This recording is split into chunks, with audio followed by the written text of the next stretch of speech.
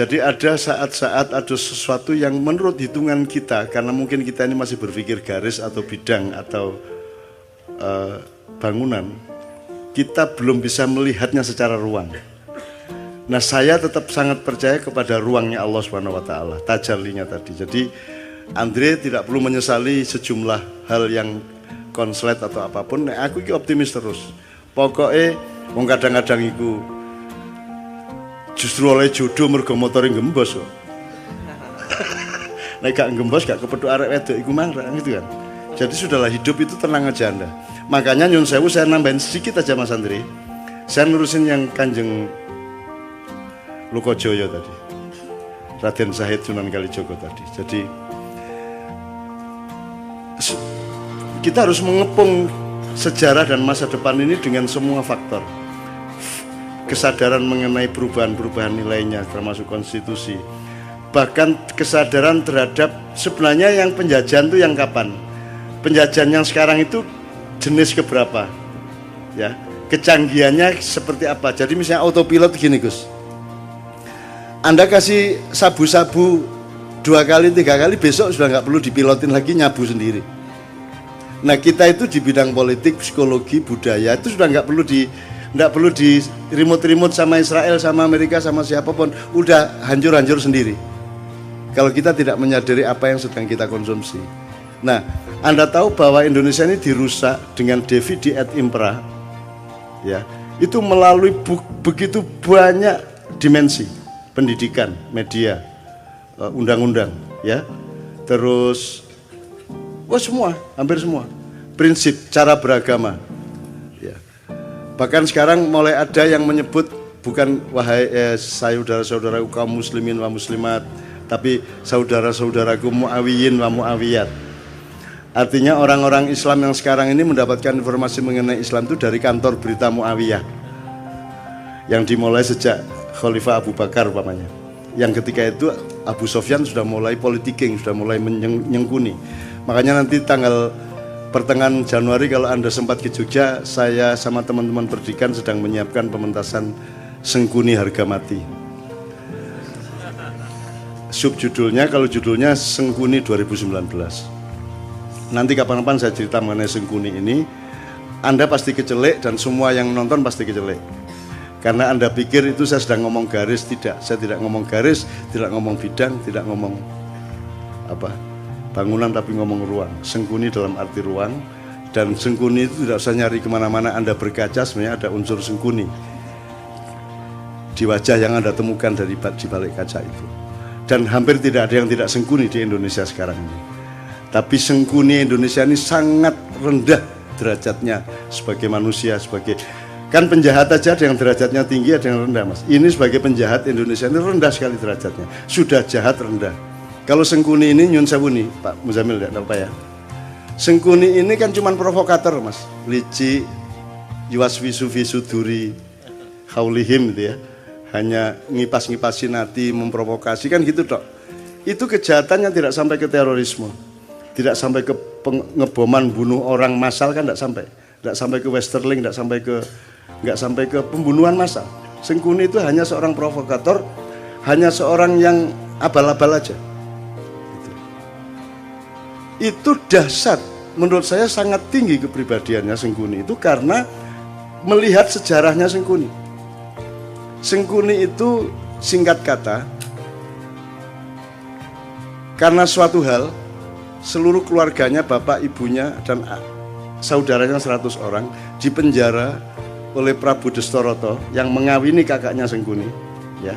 Dan setiap orang yang dipenjara dari 102 orang itu hanya dikasih sebutir nasi untuk makan sehari. Tidak mungkin mereka bisa bertahan hidup. Sebutir nasi. Meskipun 100 butir nasi kan cuma segini Mas.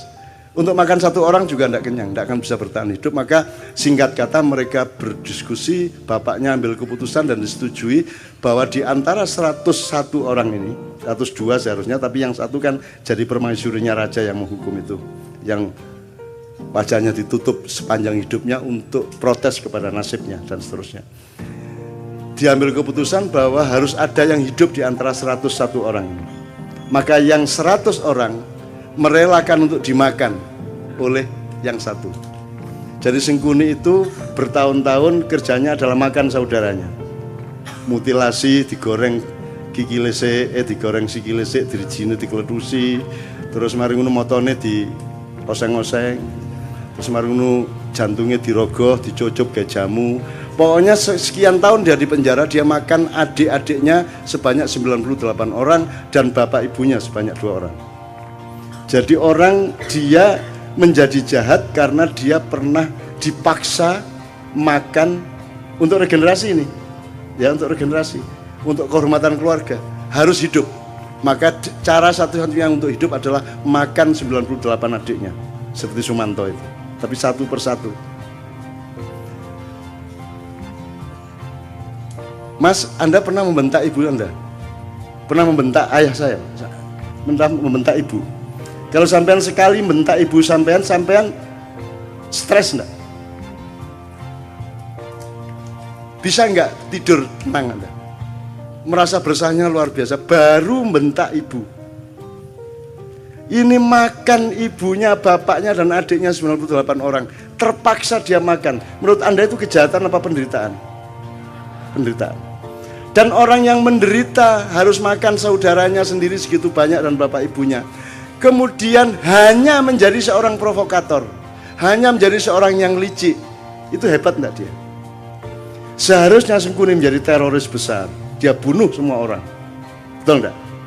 Harusnya dia obrak-abrik itu Astinapura, Indraprasta dan semuanya. Karena dia bermaksud baik, maunya Mbak Yunya itu kawin sama Pandu. Jadi, karena dia mempertimbangkan bibit, bebet, bobot. Perhitungannya sangat baik untuk berkeluarga. Tapi ternyata dia dikawini oleh kakaknya yang buta itu. Dan Sengkuni tidak setuju. Kemudian, tapi karena sudah keputusan bapaknya dan keluarga, akhirnya dia tetap setia mengawal Mbak Yunya menjadi permaisuri kerajaan Astinapura. Kerajaan Astinapura ini rajanya akhirnya tahu bahwa sebelum kawin sama dia, dulu Mbak Yunya ini dikawinin sama kambing. Kemudian begitu kawin, kambingnya dibunuh, disembelih. Kenapa dikawinkan sama kambing? Karena menurut perhitungan primbon, neptunya tidak cocok antara Mbak Yunya dengan suaminya. Untuk membatalkan hitungan angka tadi, ya, weton tadi, maka dia dijadikan janda, menjadi lain lagi hitungannya, menjadi sah, tidak apa-apa secara ilmu kriptologi namanya ya. Oke. Nah marahlah suaminya, loh ternyata saya ini kawin sama janda kambing. Marah dia, ditangkap semua, bapaknya Sengkuni, ibunya Sengkuni, adik-adiknya Sengkuni, 101 orang, dikasih makan cuman sebutir beras 1 orang. Akhirnya singkat kata Sengkuni makan itu, dan kemudian dia menjadi seorang provokator, seorang yang licik, yang culas. Serakah enggak juga loh. Sengkuni korupsi apa? Enggak. Dia cuman ngesir satu yang namanya minyak tala itu toh. Dia rebutan minyak tala tumpah, terus dia bergulung-gulung sehingga dia sakti, dia tidak bisa ditembus oleh senjata apapun karena badannya sudah berlumuran minyak tala, minyak kehidupan gitu ya. Bagaimana dia bisa mati? Semar yang ngasih tahu kepada Bima. Mau Bima, iku biyen pas gulung-gulung di lengo tolo iku silite gak kena. Jadi gulung-gulung kan tetap anusnya kan tidak kena mas, yang kena bokongnya tok ya, minyaknya tidak sampai masuk. Nah itu kan tidak kebal. Akhirnya sama Bimo pakai kuku Pancanaga disogok silite, cet matek deh. Itu ya, hati-hati ya mas ya. Itu. Nah teman-teman sekalian, saya yang pertanyaannya sederhana. Kalian ini pemimpin-pemimpin Indonesia ini, yang mana yang tidak Sengkuni? Terus kalian ini menjadi Sengkuni atas penderitaan apa? Kamu pernah susah apa hidupmu? Kamu pernah tidak makan? Kamu pernah makan ibumu? Kamu pernah menderita sampai seperti itu? Kamu itu atas nama penderitaan yang bagaimana sehingga kamu jahat kepada rakyat itu? Apa alasan sejarahmu? Kalau Sengkuni ada alasannya untuk jahat, meskipun kejahatan dia tidak sepadan sama sekali dengan penderitaannya. Seharusnya orang macam Sengkuni yang makan 101 keluarganya sendiri, dia dalam tanda petik berhak untuk menjadi teroris besar. Kalau dia tidak kuat, dia akan gila atau dia bunuh diri. Tapi Sengkuni sangat kuat dan sangat arif sehingga dia hanya menjadi provokator. Sementara kita dipimpin oleh Sengkuni-Sengkuni yang tidak punya alasan sejarah untuk jahat kepada rakyatnya. Kamu pernah jahat apa? Kamu pernah menderita apa? Wong kami yang tidak pernah utang seperti anak-anak utang.